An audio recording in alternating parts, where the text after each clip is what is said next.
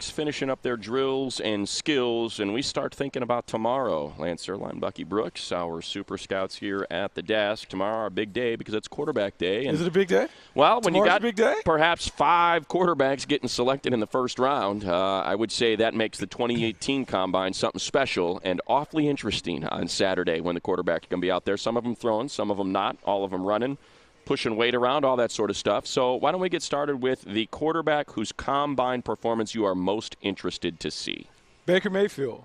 Baker Mayfield has to put on a show in the combine to kind of firm up his status as a first-round pick and a high first-round pick.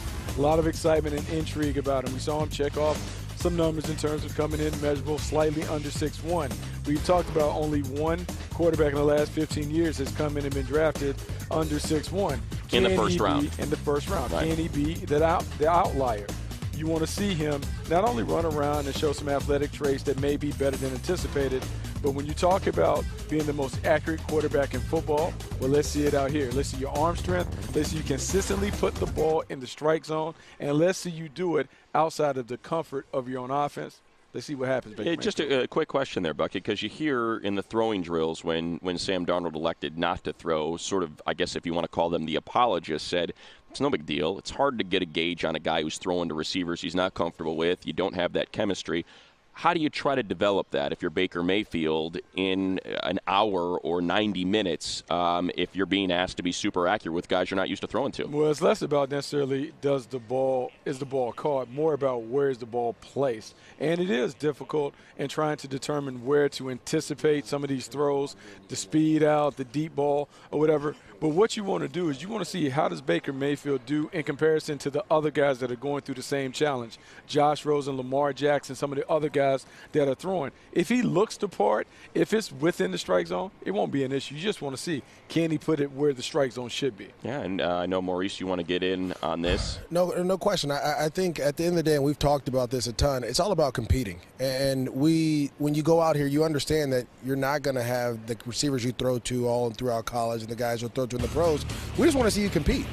And compete at a high level. I think Bucky hit it on the head with Baker Mayfield, but I also think Lamar Jackson has a lot to prove as well. If he comes out here and the ball comes off his wrist and out of his hands nicely and he shows his arm strength and he shows that he can put the ball where it needs to be, it may eliminate some of the questions guys have on tape. So if you can come out here and really show what you have throwing the ball, you're fine. And then, Money, you said tomorrow is like one of the most important days. I think you're wrong.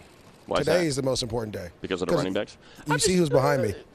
These guys are doing their thing. They are doing their thing. They're doing their thing. And we've had a good running back day. We've had a great day. Not a good day, a great day. And these guys are doing their job, doing what they're supposed to do, and I think we need to give them more credit because I'm giving them a lot of credit. You can't win a Super Bowl without a running back toting that rock, and we know that. You know what else you can't win a Super Bowl without? What? A punter.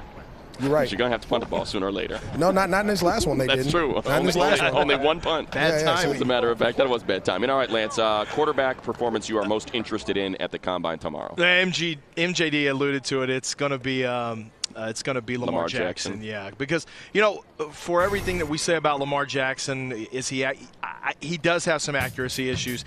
He does have issues with sailing the ball, but I think many of them, and Bucky talked about this, he's just such a narrow-based thrower, and those are correctable issues if he's getting the quarterbacking work that he needs right now. And there's some rumors on the scouting streets that he's not getting some of that he needs. But if he comes out here and delivers the ball accurately and shows drive accuracy and doesn't sail things over guys' heads, I had no doubt about the arm strength and the quick release. I mean, he got that flick, man. That he's Mike got Vick it. flick. I mean, he's got the Vic flick. The question, and I know what he can do here in the open field, but I want to see consistency of accuracy for him and obviously for Josh Allen as well.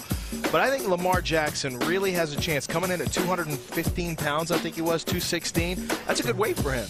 And if he can come out here, run well, and then show that he can deliver the ball with good placement and improved technique and footwork, I think it's going to really benefit him. But if he doesn't, then all of a sudden we're asking, how's the process working for him headed up to the draft? Bucky, go ahead. I think that is a big part of it. Like, I think the one thing that we can scrutinize with Lamar Jackson will be less about where the ball goes and how does the ball get there, meaning his footwork, his base, his fundamentals, does it look like he's made some progress from the end of the So season? we're talking about that plant foot. Plant foot, back foot, how he sets up, the quickness from under center to set up, how quickly the ball gets out, all those things are part. The one issue, too, I guess, with Lamar, Bucky, and I brought this up a little bit earlier maybe because you've seen him up close and in person. How is he going to look when he's standing next to guys like Josh Allen and Sam Darnold, these kind of wider, heavier, bigger boned guys? Do you think we'll see a dramatic difference, especially when they're not in pads? That's when it really gets pronounced. Well, I think it's going to be interesting for not only Lamar Jackson but for Baker Mayfield, right, because those guys are the ones that aren't viewed as the prototypical guys. Does Baker Mayfield look very, very short compared to a Josh Allen or a Sam Darnold? How skinny does Lamar Jackson look compared to those guys as well? That is why it's going to be so great to see these guys throw it, because the only guy that elected not to throw is Sam Darnold. We get a chance to see all these guys back to back to back. You get to make some real good determinations and assessments. Did Mitch didn't throw last year, did he? No. And that, which was weird because he was probably the best thrower in the draft, and he elected not to. And they often say, look, if you're going in the top 5, there's no reason for you to throw. Well, not only that, I always tell people, whatever you're good at, you want to show off. So if you're a fast guy, you should always run at the combine because it gives people another opportunity to see your strength.